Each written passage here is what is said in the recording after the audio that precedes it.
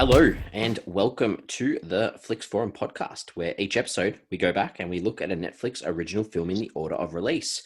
Today we have the 109th Netflix original, the 2018 comedic drama, The Land of Steady Habits.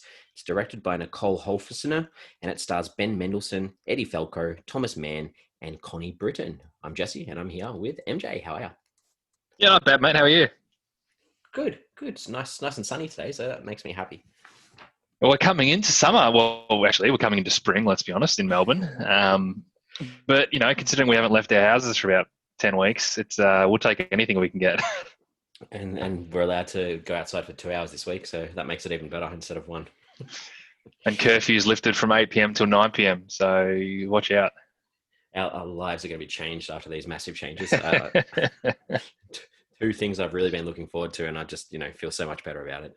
As long as we can get these numbers down, eh? We just got to get these numbers down and back to normal, hopefully. I reckon. Well, we start off our show with our fast flick, so where we give a little bit of a summary of what we're about to talk about this film. So what have you got?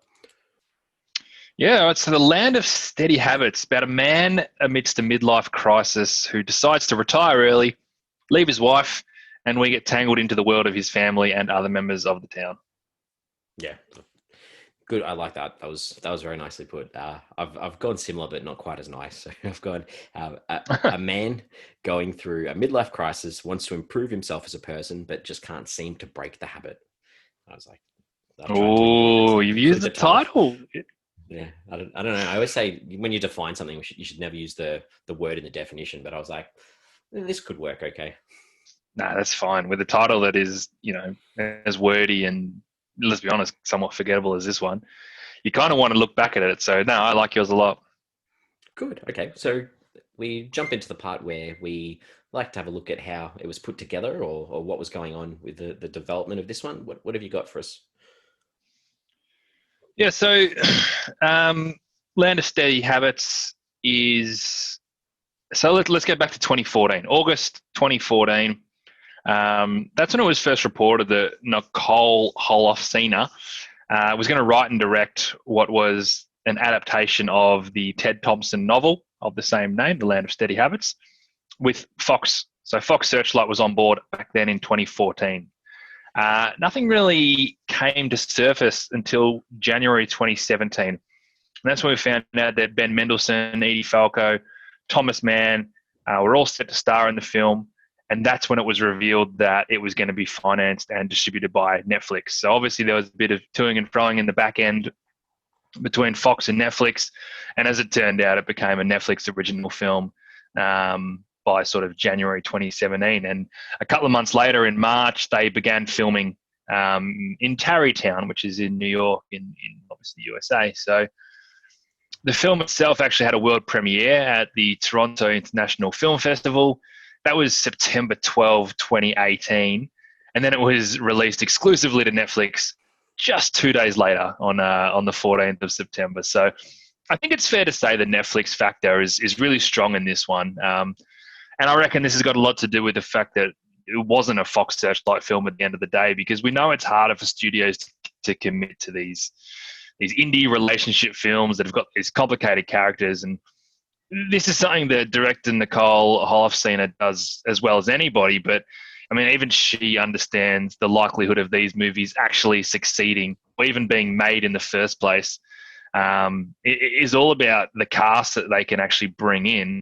And in this situation, Netflix basically let her cast anyone that she wanted to and do it all that way, which is, the shining light of what Netflix has given filmmakers. Whether it's right or wrong, I think I want to have this conversation with you and want to do it now. We've done this is the 109th film we've done. Every time we sort of delve into what a director says about, or even a producer working with Netflix, it was great. They gave me free reign. I could do whatever I want. Final cut was mine. All this kind of stuff that's really appealing for filmmakers. But out of those 109 films, there's not many that you sit there and go, that was a truly, truly great film. And makes you wonder, maybe all the people at studios who are touching projects and finessing and changing, maybe it actually works. I don't know. What do you think? Well, I think that I think it needs you to rephrase the question for me so I fully get it. Are you asking are we saying that these films are specifically Netflix originals because they possibly don't work anywhere but Netflix? Is that where you're going? No, I'm not actually. And I want to preface that this is Yeah. actually, independent to this film. Yeah. But I'm saying that we know that filmmakers like working with Netflix because they have all the say. Whereas if you work with a studio, you might send them a few scenes and the studio will come back and say, okay, this is cool. We got to change this, this, and this. Now, I don't think, out of the 109 films we've done, there's not many that really, I mean, we've probably seen 20 good films out of 109. And the rest, there's a lot of other good films, but maybe people who are going to be in the back at a studio looking at every single scene and picking problems with it and fixing it, maybe that's what makes a film a little bit better. We have a lot of these films that sort of, they're all right, but they don't get to that next level. And I wonder if that's what it's missing, which is Netflix's biggest appeal, or versus maybe that's why it's not as good. All right. Yeah, sorry, I completely get that now. So yeah, I think that's a really good point that you make because without that interference or without that, but I mean, you can also argue the opposite as well, because sometimes if you do have that big studio control, you're going to have so many people putting. That's not necessarily one person. You're going to have sponsors or product placement, businesses putting in their 2 cents as well. So I think that's a really good thing that you bring up because there are some films definitely that we've covered in these 109 that probably could have done with a little bit of a rewrite or a little bit of a cleanup or a little bit of a tidy in many ways, because so obviously when you've got a project that you're so passionate about and you've worked on for so long, it's really hard to let go of things that you've had in the back of your mind for so long, especially if there's no person above you saying, oh, maybe tidy this or maybe fix that. So I think that's exactly. I agree. But you know what? And in Netflix's defense, they're probably not getting these films if they don't give that autonomy to the director. They're not getting these pretty good name directors coming in and making films for them if they say, you can make this film, but we need X, Y, Z. And that's half the reason they got The Irishman, right? Scorsese's like, I need this budget. And every other studio is like, well, you're not getting that budget. Netflix is like, we'll give you all the money that you want. You do whatever you want. Make it 4 hours. I don't care. And that's how they get it. So it goes both ways. But, I'm just starting to think, recently it's nice to hear everyone saying that they love working with Netflix, but maybe the people at studios who do interfere with your films actually have some pretty good input. Not always, but maybe they do. That Irishman example is probably a good one because I really enjoyed that film, but that could have done with a little bit of a tightening of the strings. So I think you're onto something here. We could write an essay. We could write some essays and get these out there for people to read and contemplate our thoughts. We've seen enough. I've been sort of thinking like maybe I am versed to make an opinion, but I've gone completely off track from The Land of Steady Habits. So is there anything else that you've sort of discovered about this film? Oh, good segue. I looked up the titles again just to have a little bit of because this title in particular, we haven't really mentioned like what it actually means, I guess. I think that's probably a good. We're probably going to go into spoiler territory early on, so we'll put that out there now. Cool. If you wanted to watch this, pause, come back later. But so it's this saying across Connecticut in America that it's derived from the state's pattern of always electing the same people to office. So that's where this term originally comes from. So it's about this idea of these steady habits that people don't change. There's no change. Yep. It's always movement. The same in society. People, the rich people are going to keep living their rich lives. The poor people are never going to be able to change. Or people dependent on substances and things like that. They're stuck in this rut. So that's what this idea of the land of steady habits comes from. So I thought, and like you mentioned before, it was made in and around New York, but this is a very Connecticut idea. And I went into a little bit, looked into it a bit. It's quite a famous sort of saying across America, right? In particular to the politics. So I guess leading into that, I was like, so how does this title translate into? And I obviously didn't know this before I watched the film, so I probably would have. And in reflection, I'll talk about it later on, but there's lots that I pick up on looking on it afterwards rather than when I was watching it. I think that's probably an issue with the title. If that you've got an outside audience sitting back and looking at this, you're not going to pick up on this if you don't have any idea or context behind what the title's giving you. I continuously forgot what the title was. Like even when you said what we were going to watch, and then when I went to watch it, I had to check and double check what it was called. Even after I'd finished the film, I was like, "What film did I watch?" This title does not stick in my head, and I'm actually really glad you put the context to what that phrase means because A, it makes a lot of sense. B, it makes a lot of sense for this film now that I know it. But the C it meant nothing to me. So I didn't look it up until I'd already looked at these translations, because I'm looking at these translations. I'm going, hang on. So then Okay. I looked into it. So for example, in Brazil, it's called Good People, which I can understand that. You look at Portugal and Spain, and it's called the Land of Good Customs, and that sort of flows as well. It's quite You've literal. got Yeah. Yeah, well, Italy's even more literal. In Italian, it's Anders Hill's second life. So that's a lot more character specific. In Japanese, it's called Goodbye to Connecticut. And that was what made me go and look it up, because I was like, what the hell has this got to do with Connecticut? So that was why I went and checked out what it was. So obviously that's a different sort of way of looking at it. Poland, it's Polite Sinner. And and in the last one is Taiwan, and it's called Runaway. And that they all fit in different ways, don't they? Because if you think about each of them, and if you've seen the film, like each of them have their own little takes on what this story is about. So that was one of my favorite little takeaways of checking things out for this one. Brilliant. And they're also different. That's never really happened. We normally get like a word change or something that just fits in with that culture. But that was interesting. The last one is Anders' name, and in Dutch it translates to different. So I think that's just another nice little key about this story that we're probably going to lead into as we start to discuss it a little bit as well. Nice. Consensus time, I guess. What were you able to see with the consensus on this one? I think this is pretty good. I think you'd say it's above par without blowing anyone's socks off. It's a 6.2 out of 10 on IMDb, just a tick under 6,000 ratings. And it's a 2.9 out of 5 on Letterboxd, just over 5,000 ratings. So enough people have seen it to get an idea of what sort of consensus we're looking at. And it's, if we're looking at like a 3-star kind of film, then I think that's a win for something like this. People are going to love it. People are going to hate it. But when it fits like that, I think Netflix would be happy. The Google users, this was on the lower side at 76%, usually extremely high. Rotten Tomatoes was a little bit higher than everything else that we've got here for critics anyway, sitting on 83% on 40 reviews. Wow. So it's certified fresh, so it's got enough to be fresh. However, audiences on the other side had it at 48%. That's just over 300, but still it's it's on the lower end from the audience's point of view. I get it. Difference. This is an acquired taste. Definitely. And I don't. Yeah. Good. All right. So this is the time to talk about some early thoughts, I guess. So what are your early thoughts for that?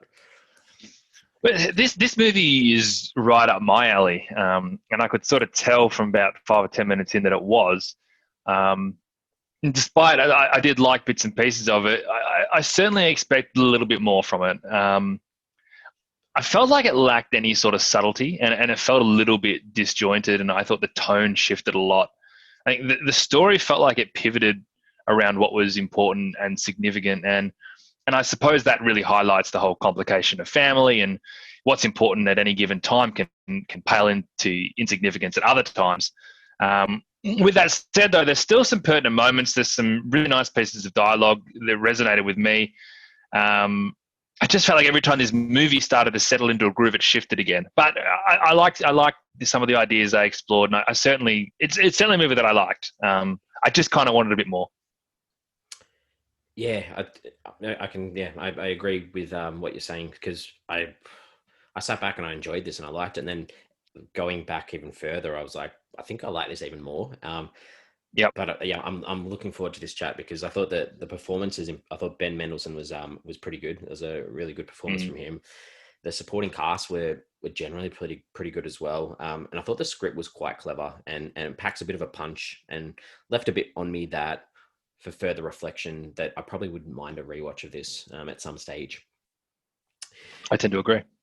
All right. Well, let's talk about some characters. There's a few in this one that we could sort of spend a bit of time on, but I'm guessing start us off with Anders, the main guy. Yeah, and I think actually talking about characters and just the way I'm going to be approaching this, I think I'm going to be putting characters into little buckets together without even knowing I'm doing it. So might not be necessarily talking about one character or another. But anyway, Anders, you're right, easy one to talk through. Like from the outside, he's literally just a guy who's going through a really complicated period of his life, right? he's actually got that presence of mind to separate himself from the things in his life that are debilitating to him. But that doesn't exactly mean he's got all the answers. It's a really brave step, but that doesn't mean you've done all the hard work. So he's in this rut, but he's learning and he's changing all the time. And that idea of following someone who's in this midlife crisis, who's already made that big decision, right? He's leaving his career, he's leaving his wife, and they're great calls for his mental health, but it doesn't mean that the work is done. And the balance of getting that mental health is more than just one or two big moves. It's that realization of a path that works for you, and you need to continue to evolve with that every single day. And I think it's in great comparison to both Preston and Charlie, who have these big decisions that are basically made for them. Go to rehab, work a particular job. But that's not the big move that's going to make them change. It's that learning and that realization, that desire to want to change that you need to find to actually get yourself out of this rut. And I think we slowly see Anders make that. And I like the way that he is compared to almost every other character in this film doing that. But again, it's on reflection that you really notice it. It's a really nice way of looking at it, because I hadn't necessarily, contemplated those ideas, because I took him in maybe a little bit differently again, which is great, which is good to see a character that can have so many different sort of ways that you can sort of reach in and grab onto what they're sort of showing. So like you've mentioned, this midlife crisis with him, there's this line that he said that I really, really latched onto, which was, my life's a mess and I can't fuck. And I just thought that this was this perfect summary of this guy that, like you mentioned, has made all these decisions, like leaving his job and thinking of it in this way about them being sort of morally corrupt, the work that he was in. So it's sort of showing you that he's trying to improve and he's trying to change the way he is as a person, but in that same way he's constantly still making the wrong choice. And I just thought that was a really interesting sort of way throughout the film, where there's just these little things about still paying this mortgage that he can't afford, and telling his son that he needs to grow up, just these choices. And even like just talking through situations that have occurred that he doesn't really think about what his actions are going to lead to, or what he says is how it's going to impact someone. So I thought that it was such an interesting character that you didn't know where he was. I didn't feel like I could work out where he was coming from, and the part of that really got to me was this the no family, the lack of relationship with his son Preston. I thought that that was something that I really grabbed onto, that he was able to have this relationship with Charlie and not really his son. And it was like he was constantly trying to reflect to work out what was going on. And I really like him continually watching these home videos and trying to work out, why was it okay before, and what is it now that's changed, or what am I doing wrong? Like, how do I fix this? And I liked that he was this character that wanted to change. He wanted to continue to grow. And yeah, absolutely. I like this vision of these empty shelves, and trying to fill these shelves, and not just necessarily just these physical objects on these shelves, but trying to fill these shelves back with his life, trying to put things back into place with how they're supposed to be. So I thought, really, really complex character. Yeah, there's a lot of layers to it, isn't it? Actually, I'm glad that you mentioned Preston as well, because I think it does feed in nicely to talk about him. And for me, with Preston, it took me a while to get a gauge of the importance of his story, because initially he felt to me like he was a part of Anders' story. And I mean this because at the end of the day, this becomes a story of two families who could be very, very similar, if not for a couple of really small differences that have enormous ramifications. And Preston is on this really similar path as Charlie, right? And it's probably only after he sees Charlie down by the train tracks that his own path basically changes. And while I'm on this tangent, you've got these parents, you've got Sophie and Mitchell, who clearly aren't happy, whether that be with each other or in general, but they do nothing about it. And you've got Anders and Helene, who have actually made this decision to make these changes because they are in that same rut. And the idea of divorce or even separated families aren't a bad thing if you commit to that discovery process and continue to change for the good. And that influence that Preston's parents had on him was probably far greater than what Charlie's parents had on him, looking at those things. And I think it's again, following that notion of always moving and always discovering, as opposed to this is what we've done for a long time, so let's just keep doing it. It doesn't feel right. Yeah, but you know what? Changing is too much hard work than actually doing something about it. So it's really interesting because on the surface, these families are exactly the same. There's a few small changes, and as a result, you got a kid who takes, or not, maybe not deliberately takes his own life, but a kid who overdoses and is no longer around because maybe a few things just didn't fit the right way. I think you've put that really well because it's like that reflection of the parenthood of the families where Helene and Anders even, and this leads into one of the scenes that I really like, but even though they've got these differences and they're separated, they can still work together to try and assist Preston and work as a team. Whereas, the main emphasis with Charlie's parents is that they just don't get him. Like they don't take that time to, and I really liked, and there's more scenes that I'll talk about that I like this, but that line that Charlie says to Anders is that he has respect for him because he's got the balls to take on his life, do what he wants to do. Whereas his parents are more just like, no, I'm not even going to listen to you. I'm not going to hear what you're feeling, how you're doing. So it's these different ways of parenting that help with these changes, I guess, of these kids or inability to change. I mentioned Helene. Is it Helene? Helene? Yeah, I think it's Helene, but I could be wrong. Yeah. I thought it was interesting that the whole time they tried to make you feel like that she's been hardly done by because Anders was this guy that wanted the split, that they were getting in his way of his happiness almost. And I just thought it was interesting that right near the end they dropped this little bombshell, or this bombshell that she was unfaithful prior to this breakdown. But at the same time, you're reflecting and thinking yourself that possibly could have been a bit of Anders' fault anyway, that had led into this situation. So I just thought that there's just these lines throughout that she misses the sex with him, and she's hurt. It was just a really different sort of way of having a character, that it wasn't this black and white situation that they just have this one way the whole way, that there are these little drops and hints throughout that sort of mixed up the feelings for a bit. And I didn't mind that.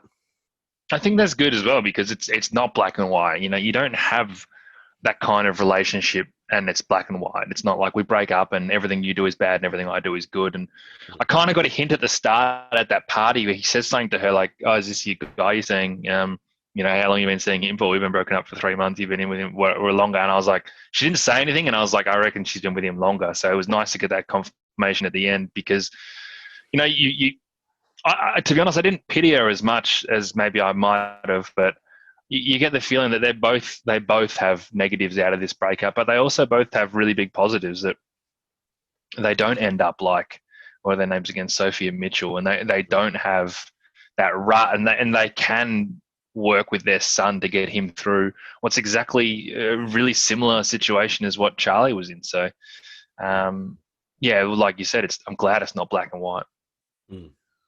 Anyone else that you wanted to talk about? I just want to touch on Charlie a little bit more because what was good about Charlie was he was honest with himself, whereas very few characters in this movie were. Anders was 100% honest with himself, made the big changes, also made the realization that like I'm in a rut and I can't fuck or whatever. Like he knows, he's honest. The problem with Charlie is he was also reckless and single-minded with that honesty. But the question, which we sort of touched on, how much support did he have from his parents? And you look at the care that Sophie showed Preston when he delivered that booze and obviously gave him a sandwich and let him have a shower. And like that's how she wants to care for her own son.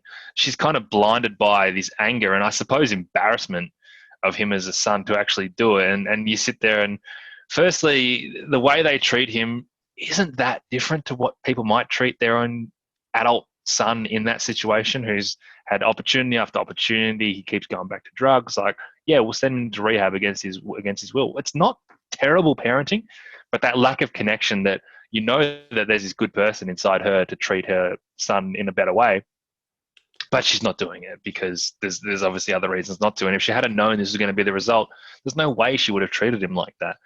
And it just goes to show these tiny little changes that you can make that can have such a big difference. So I found Charlie a fascinating character in his relationships with all these different people, and I think that is what highlighted it the most for me.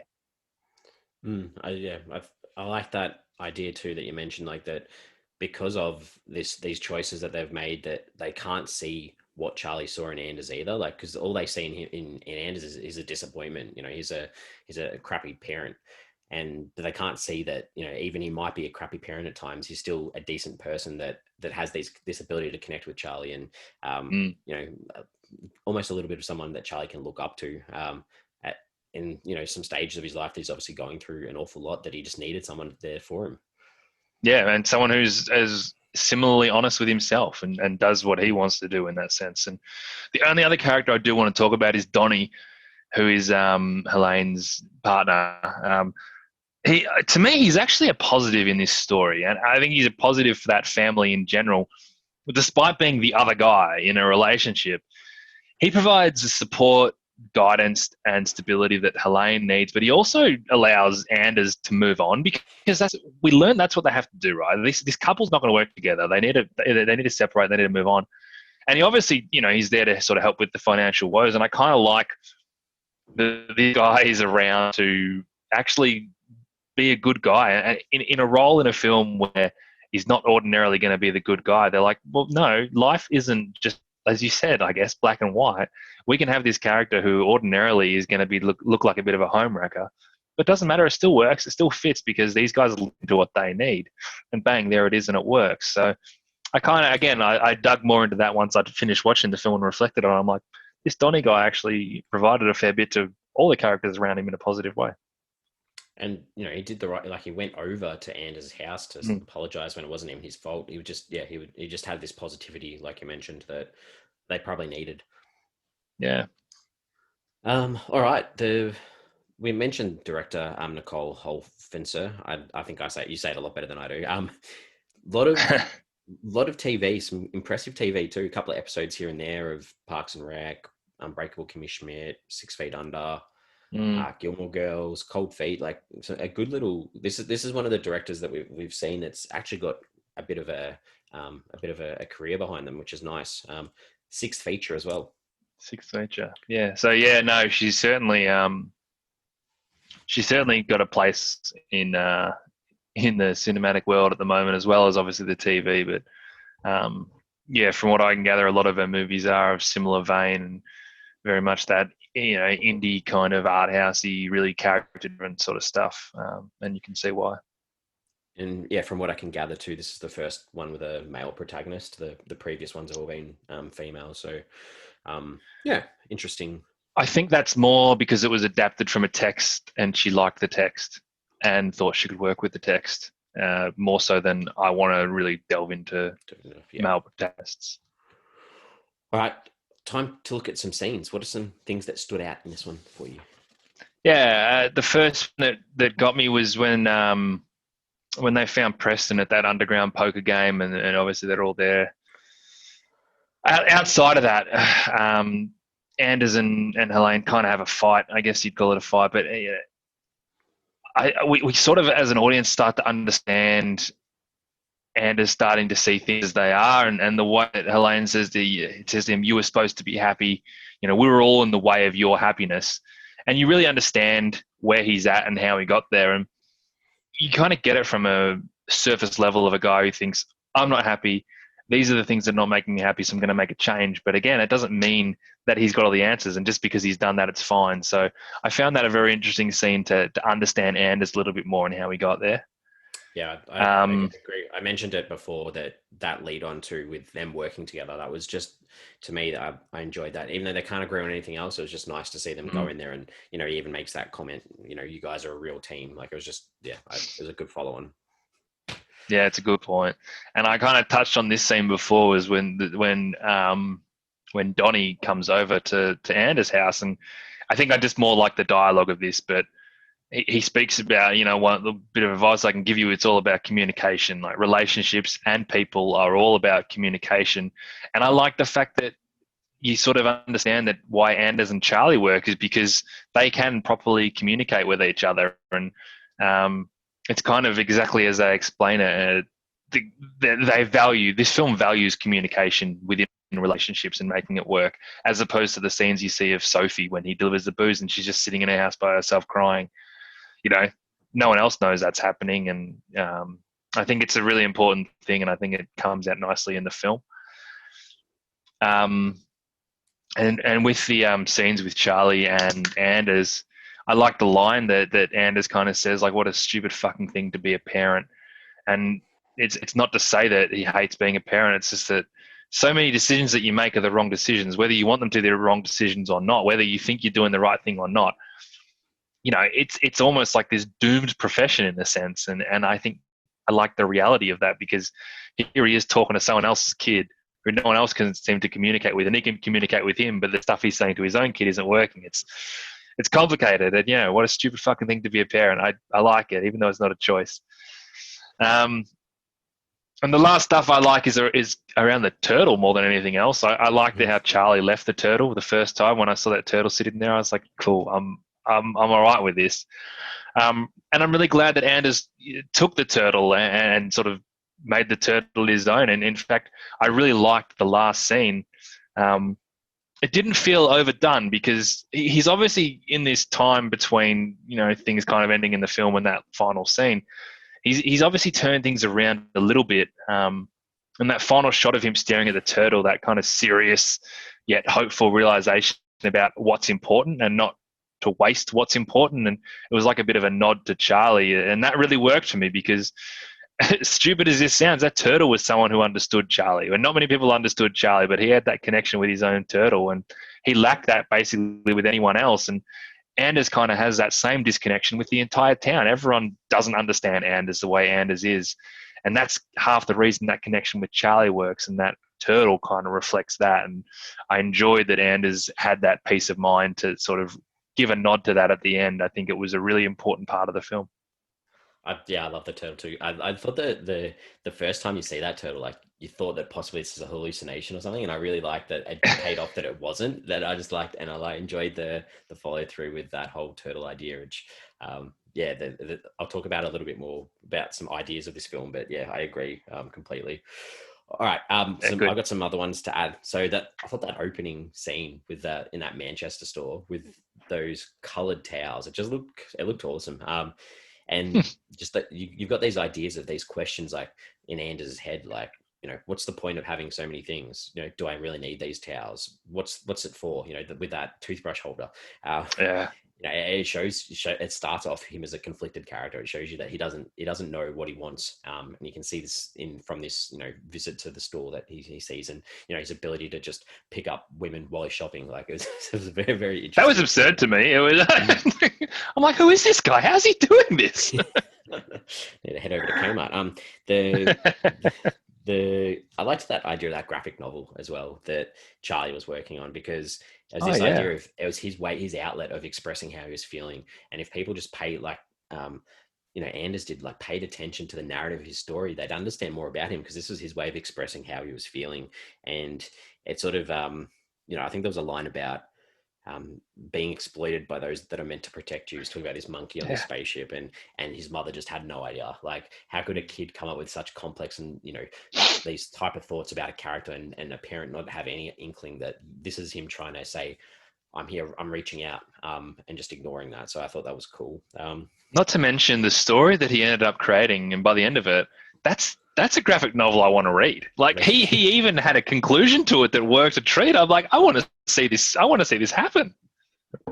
Yeah, very, very cool. I thought the meeting between Anders and Barbara in that strip club was just it was just such a random location to meet, and that sharing the taxi and him automatically just giving that home address. I just thought that was nice. It was just relatable, even though I haven't had that experience. I was like, I understand that. I get that. I get where you're coming from. This is going back to the turtle a bit, but when Charlie goes over to the house and Anders has it in the bathtub, just the dejection of Charlie, Preston. Preston going to the house, seeing the Charlie's turtle in the bathtub, and just Preston's face, seeing that his dad's done something with this other kid when he hasn't really done much with him. And I just thought, like, that was just a scene that the look on his face told 1,000 stories. Like, just it made me feel sad. And then the last part I enjoyed was seeing Preston starting on his own journey outside of this this dynamic that the family that he's been living in, and going through those same processes that his dad did with like filling that shelf and Yeah. restarting and rebuilding what he needs to rebuild. So I thought that was a nice little image to end on his story. Yeah, that was great. There's lots of mate. I'm glad you called them out as well. It's just, yeah, I think you're right about watching this film again. Like, on reflection, there was so much to this film that I didn't quite pick up while I was watching it, and it wasn't until I was kind of putting some notes on a piece of paper that I realized it. And even just hearing you say that, I'm like, yeah, that scene at the time might not have worked, but God, with everything I know, it does work. So you bang on. 100. Exactly. I think that's going to be my final thoughts. I can probably put it out there now. I reckon that's was there anything that you didn't enjoy? Yeah, I kind of spoke about things I did like about this scene, re the turtle, but I didn't like it when he went off to smoke drugs with Charlie. As I said, I liked that scene. I was really liking that scene. I really liked the dialogue. I liked the way that Charlie basically said, I love the fact that you don't take shit from anyone. I love it. If you don't like my parents, why do you care what they think about you? All this kind of stuff. I think he even said you had the balls to get out of it. And that's why they have this connection, right? Because Charlie looks at what Anders is doing and goes, I get it. I get what you're doing. What my parents are doing, I don't get what they're doing. But then his decision to go and do drugs with the kid, and I'm not saying he has to be this paternal figure to the kid, it didn't even seem that on brand with him. Like, I know he did those drugs at the start, which he basically admitted wasn't a good thing for him. For him to do it again, it didn't quite work with me. And again, I kind of didn't mind when that scene when they would do it, and they were both kind of talking at each other. As they talking at each other, they weren't listening to each other. They were having two separate conversations about what's going on in their own head. But it just felt a little bit off brand for him to go and do that in the first place. The whole story doesn't work if he doesn't do it. I get it, but it just didn't work for me as well. And the only other thing I didn't like, it's kind of these two scenes that tie into one. Firstly, when Preston delivers the booze to that guy that he knew back in high school, or whatever. I get what they were basically trying to show Preston going into a bit of a spiral. And that whole scene of, I would tip you, but you're a colossal dick. It felt like it came harsh and out of nowhere a little bit. And I guess the idea that Preston's might not have found what he wants to do, but at least he's not doing something that he doesn't want to do, like this guy was. And that spiral kind of led into him stealing the big bottle of champagne. I guess to me, there's a sense that maybe he's going to, dip into suicide with the train track there, or maybe drink himself silly, whatever it was going to be. I never quite felt that. All that combination never really worked for me. When he got the champagne out of the car, I was like, oh, you're kind of doing really well with this job. Like, don't stuff up. You didn't have that big of a spiral. And then it kind of works because he finds Charlie, and that's his epiphanous moment where he's at rock bottom. And I get it, but it didn't really click for me. I've got exactly the same scene, Okay. and I think it's exactly what you're saying. I feel like that the alcohol delivery to Sophie, they could have left it at that, and his car could have broken down out the front of her place or something. It was like they just needed this other location for his car to break down so he could get towed away to that location. So it was like just this setup of what was going to come. Yeah, I don't really know that we needed him to go to that Malcolm guy's place, really, because I feel like we could already see that, he'd already lost his job with his mom. He's been kicked out of home, all those sorts of things. I don't know if we needed to see him go in there and have that conversation, like you mentioned. Good. I was trying so hard to justify it. I'm glad.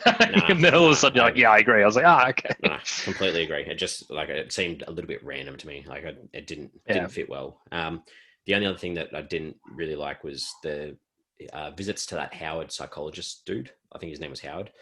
Oh yeah.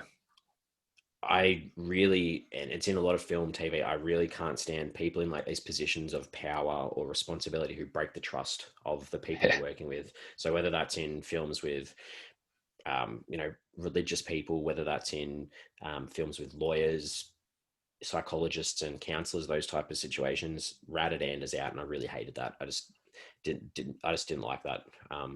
Anyway, that was all. That's a good point, though, because that's a really big thing, right? For a psychologist to divulge that kind of information to people who know the person, but they kind of just like brushed over. It's like, the psychologist told you. That's how you know. Whereas it should be like, hang, whoa, that's a real red flag. I'll give you that. But even on reflection, I look and I go, okay, it sort of ties back in with that title about the steady habits of this Connecticut, this community where you've got the upper class, you know, they have their cliques where everyone tells everyone everything, sort of thing. So I get it, but I just didn't like it personally, I guess. Yep, that's fair. All right. What are some ideas or themes or motifs in this one? Yeah, man, there's tons, and I'm going to say I'm sure we probably haven't even picked it all up, to be perfectly frank. And if we watch it again, we'll find more. But look, the things that I took out of the film in what was quite a personal way is that, you know, life is about change and searching and discovering and being motivated by things that matter to you, not that someone tells you to do or what someone tells you to do, but be brave enough to make those hard decisions, but do them for the right reasons and do them because they matter to you. And that all kind of ties in with family and the complication of it, because just because you make these decisions, it doesn't necessarily mean that it's all, you know, fine and dandy. Well done, you left your job, but there's still work to do. And then that whole idea comes with connection and communication. And, you know, we talk about how I've already spoken about how Charlie actually can communicate with Anders, and it's a two-way communication. He doesn't feel like his parents listen to him, and he basically stops trying to communicate with them, but he still craves that. That's why he goes and seeks out Anders. And then that ties into the whole idea of parenting and the lost feeling of parenting. You know, when your kids grow up and you feel like you need to parent them, but they're not there to parent anymore. And I guess the overarching feeling of the entire film is loneliness. Anders is a terribly lonely character. I think a lot of that comes with the highlighted by the fact that he can't have sex with anyone. That's not a physical thing as much as it's a mental thing. And he's just terribly, terribly lonely. And the whole town doesn't understand him. And all this is coming out of a film, you know, quite organically. Yeah, I've like it all. Everything I've got links with exactly what you're saying, like that idea of like communication, and they use that analogy of that spider web too, with, you know, everyone's being replaceable and life goes on. You know, That's a nice analogy. you struggle without this stability times, and you know that same thing like you mentioned with parenting and family. Like, how do you know if your kids are broken? How can you work these questions out without that connection that you need, or that communication that you need with the people that are working on that with you? And this idea a little bit too about recovery, and like you spoke about, you know, growth and things like that. So this idea of needing to break dependency, or breaking the title, you know, breaking the habits, because there are people in this that are either dependent on alcohol, dependent on drugs, dependent on gambling, dependent on stealing, dependent on gossip, those types of things. And every character in this film has some type of thing that they need to recover from, or something they need to move on from. And that's what I like about this turtle is this turtle is like this idea of, you've got this little creature that is stable, it's persistent, it's steady, it walks at this slow pace, it like travel close to the earth, its 4 feet are on the ground. Everything that every character in this film is not. There is not one character in this film that is steady, I guess, and this turtle is steady. And the two people that are closest to being steady, that are Anders and Charlie, and they're the closest to that turtle. So you've got that idea that that's what they're aiming for, is you need this idea of stability in your life. It's funny that you talk about Anders and Charlie as the two characters who might be closest to being steady, whether steady or whether it's at least discovering who they are and how they want to be. But they're also the two characters who are outed by the rest of the town. No one else understands these two characters. And, you know, they don't understand why Anders is doing what he's doing. They don't understand why Charlie's doing what he's doing. And here we are saying that maybe sitting in your rut and doing nothing is worse than what Charlie's doing. It's worse than what Anders is doing, because at least they're trying to chase a feeling that they think they've lost. Yep, they're trying. That's the key, I think, is giving it a shot. Yeah, trying. Yep. All right, what did you take away from this one? Yeah, wow. Look, even these conversations helped me realize that this movie is a lot deeper on reflection than I felt on that surface level watching it. And I still think that it did lack a little bit of subtlety, because, you know, everything it was trying to say, it did feel quite overt. And I do think the focus did, you know, shift around a little bit to suit the messaging of the film, like we spoke about with that scene with Preston, which made it a little bit disjointed. But I do appreciate a lot what it was trying to say and those messages that we just spoke about. I also didn't mind hanging out with these characters. They're all super flawed, massive issues, as we've spoken about, but they weren't a bad hang. So that's a tick in the right direction too. So that's the sort of stuff I'll take out of it. Good, yeah. this sort of ties in a little bit with that ramble that we went on at the start, where Netflix can get films right, and while it's nice at times to give new talent the ability to do what they want to do with films without any outside control, to do their own vision. Sometimes, if you get an experienced team on board who have maybe had that those knocks from studios before previously, this is her sixth film, so obviously she has a little bit more experience of people reflecting on and changing her work a little bit. So maybe that's why this worked a lot more for me, because it makes a bit of a difference of having that past experience. In this case, it's a good call, and I'm glad. I can't preface enough that the tangent that we went on at the start actually had nothing to do with this film. It was another one where the director came out and said, "Oh yeah, Netflix gave me free power." Like, I didn't want to say that. This film sucked because of it. I've not that at all. But no. We used to think of that as a really good thing, and maybe it's not always a good thing. Correct. All right, IMDb time. Did you jump on to check anyone out? I actually did, and considering this was a pretty recognizable cast with Ben Mendelsohn, Connie Britton, and Elizabeth Marvell, but I jumped on twice. Once for Thomas Mann, who plays Preston. So he was in Kong Skull Island, which I actually rewatched a couple of days later. Yeah, I know, and 2 weeks in a row, because I'm like, I keep seeing this film from Kong Skull Island. I'm gonna have to watch it again, and I love it. It's a great film. So he was in that, and one of those things that as soon as you see it, you're like, that's right. The other one was Bill Camp, who plays Donnie. So he's in a movie called Wildlife, 2018 film directed by Paul Dano, starring Kerry Mulligan, Jake Gyllenhaal. He's also in 12 Years a Slave and Joker, but I did remember him from Wildlife, which I watched earlier this year. And again, one of those things like, who's that face? Oh, that's who it is. Bang. Thank you, IMDb. Very nice. Wildlife was the opening film at the Melbourne International Film Festival a couple of years ago. Was it? Yeah, I had a very good night that night. So that was that night, yeah. that was that night. If you listen to, I think there's a show called Plato's Cave. They're now called, I can't remember. They're a podcast. You can check them out. But they made mention about the noise that was coming from the theater during Wildlife, and I think I accounted for a bit of that in there when they mentioned that in their podcast. Anyway, Jesse. So you should you rewatching Wildlife? You don't remember it at all, do you? I tell you what, my head spun through that movie. I don't know why. All right, IMDb time. So we've got me. I jumped on, and this is a bit of a tangent one, but I was looking for Charlie. So Charlie was an interesting one, because this has come from a while back. We did a film called Caliber. Now, when we watched Caliber, when I was doing my research for it, it said this film's exactly the same as this other film, which was called Super Dark Times. And then after we'd watched that, I watched that film as well.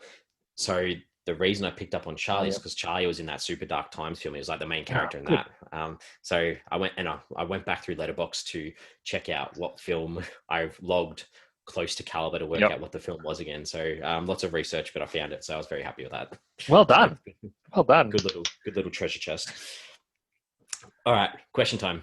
Got anything you want to ask? Yeah, and I don't think this is a clear answer, and I kind of don't even like it that much, but I kind of do like it. I'm not sure. Was this Anders' story, or was this Preston's story, or neither? That's a tough one. If we go on the translation from Italy, it's definitely Anders' story. Anders' second life, but I think it's probably both. I feel like this is the story of all the characters in this film, though. It's not necessarily... Exactly. I agree. Yep. Yeah. I think that's probably a better way of looking at it. Yeah, there's so much comparison. There's so much intertwined. There's so many looks at relationships in general that it's difficult to pinpoint it. And that's where I got a little bit confused, I think, because I did focus it as Anders' story. And his story becomes less and less important as the film goes on. And he's almost like the one to look towards as this is the guy that we should be like. But it's an interesting thought anyway. It's good. Is this a Christmas movie?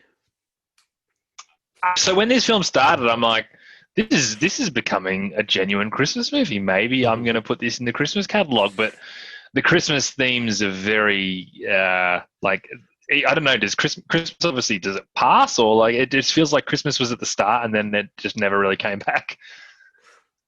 Oh no, because it ended on Christmas Eve. The Christmas Eve dinner. Yeah. Well, you know what? This is a hard one because I'm generally happy to argue Christmas movies are if they are in Christmas or not Christmas. This felt like Christmas was very secondary. It just, I don't know. I don't know. Matt, what do you think? Well, it's about family. It's about parenting. It's about working out who your family is and where you stand in your family, and especially for Charlie and not necessarily not Charlie. What's the other son's called? Preston. For Preston in particular, it's about working out where he stands in his family, and you see that nice hug between him and his dad at the end. If who knows if it wasn't Christmas, would they be feeling this way? I don't know. I don't mind it. Yeah, like it's hard to argue. Like my idea of Die Hard being a Christmas movie. Like, of course, it's a Christmas movie. Like, it's Christmas. Everything around is Christmassy. But Yeah, this he's didn't got have Christmas that decorations Christmas feel. But out the front of his house, and I know, yeah, it's hard to argue. I just kind of forgot about the whole Christmas factor whilst watching it. But yeah, why not? It's a Christmas movie. oh, good. Other one I had was I'm pretty sure I know the answer, but I just want to confirm that you possibly thought the same thing. So we have the revelation at the dinner at the end that Helene's been unfaithful prior to them breaking up, and we saw that Anders he was going to give the deed to the house over. So are you assuming that he never gave that deed over in the end because they sell the house at the end? Yeah, I am. But I still like the idea that he was going to, because again, it was the right decision for him to make in that moment to rid himself of the financial stress, to make sure he doesn't go back into bad habits again.